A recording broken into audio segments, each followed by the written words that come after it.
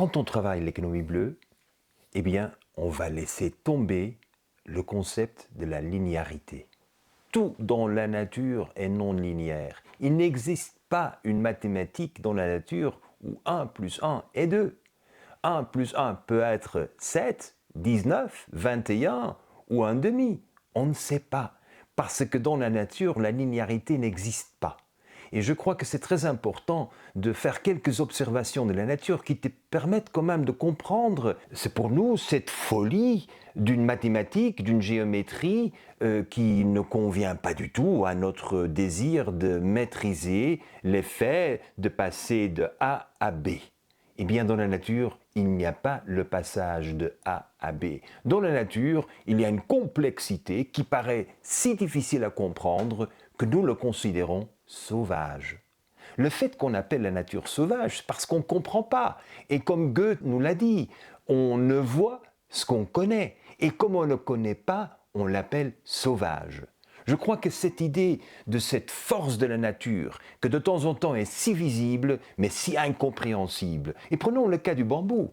Le bambou, eh bien, cette plante qui peut quand même pousser avec tous les nutriments dans la terre, avec des rhizomes si bien placés, eh bien, vous coupez cette paille de bambou, eh bien, vous avez de nouveau un bambou qui passe de 0 à 15 mètres en 2 semaines. Quelle force de vie! Comment est-ce qu'on explique cette force de vie avec des calculs linéaires qui sont en plus vérifiés avec la moyenne qu'on trouve toujours dans la nature? Eh bien, dans la nature, il n'y a pas de moyenne. Ça n'existe pas moyennant les calculs d'avoir un peu plus ou moins la nature, la progression de la nature. La nature est toujours irrationnelle.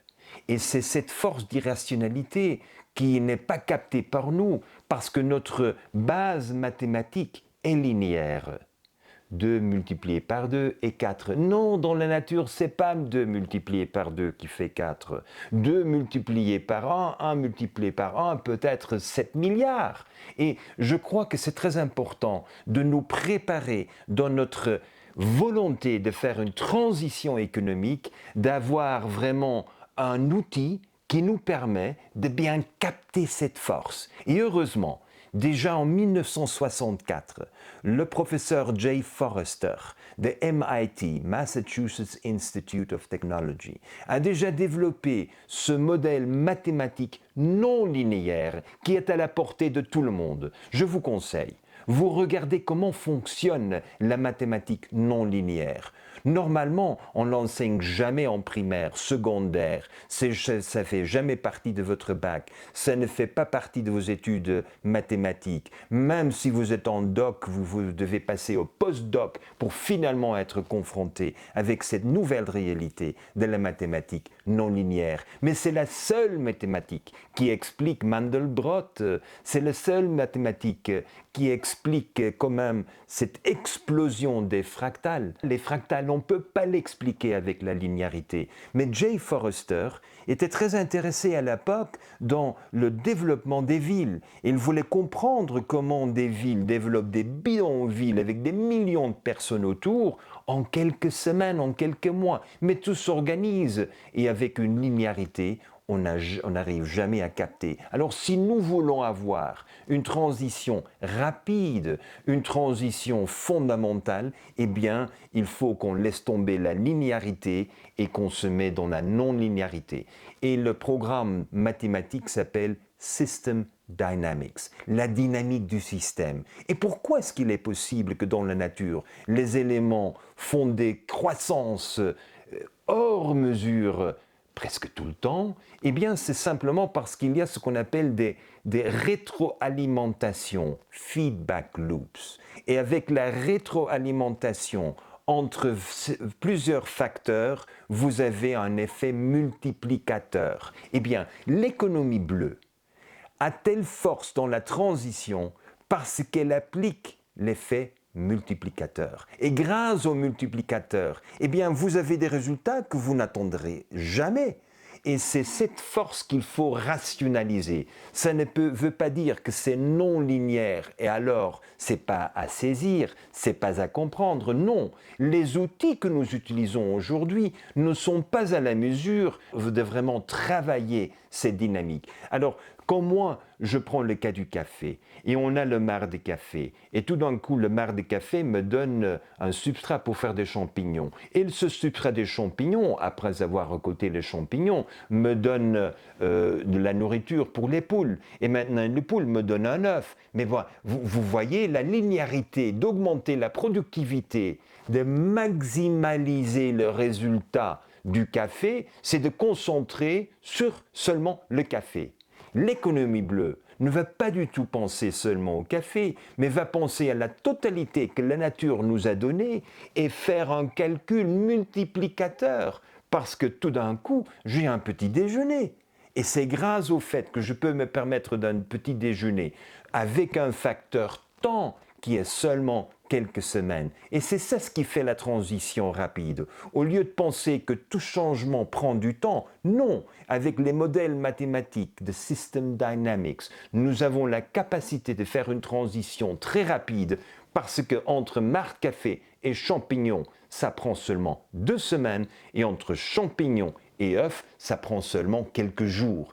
Et c'est cette dynamique que la nature maîtrise très bien. Nous, on ne voit que la forêt tropicale dans sa gloire, avec une dimension, une force de productivité hors du raisonnable, mais c'est parce que tout travaille en multiplicateur. Alors, le facteur qui nous bloque le plus, c'est le facteur de cette obsession de maximaliser le résultat. On veut avoir le maximum de profit. On veut avoir le maximum de clients. On veut toujours avoir plus du même. Eh bien, ça, c'est la linéarité et c'est ça ce qui nous amène aux problèmes écologiques que nous connaissons aujourd'hui. Mais si nous sommes capables de travailler avec ce qu'on a et on a une vision claire que la modélation n'est pas linéaire, avec des spreadsheets Excel, mais avec des modèles mathématiques non linéaires, vous auriez des résultats qui dépassent votre imagination. C'est la raison pour laquelle je dis toujours, mesdames et messieurs, dans tous les projets de ZERI, tous les projets de l'économie bleue, l'usage spreadsheet Excel interdit. C'est évident. Parce que c'est la preuve que vous n'êtes pas capable de saisir le vrai potentiel. Et le vrai potentiel, c'est l'effet multiplicateur et pas le calcul pour avoir le max du profit. Il faut faire une grande distinction entre l'économie circulaire et l'économie bleue. Pourquoi ? L'économie circulaire est évidemment un avancement dans la logique de cette économie linéaire. Mais qu'est-ce qu'on a fait ?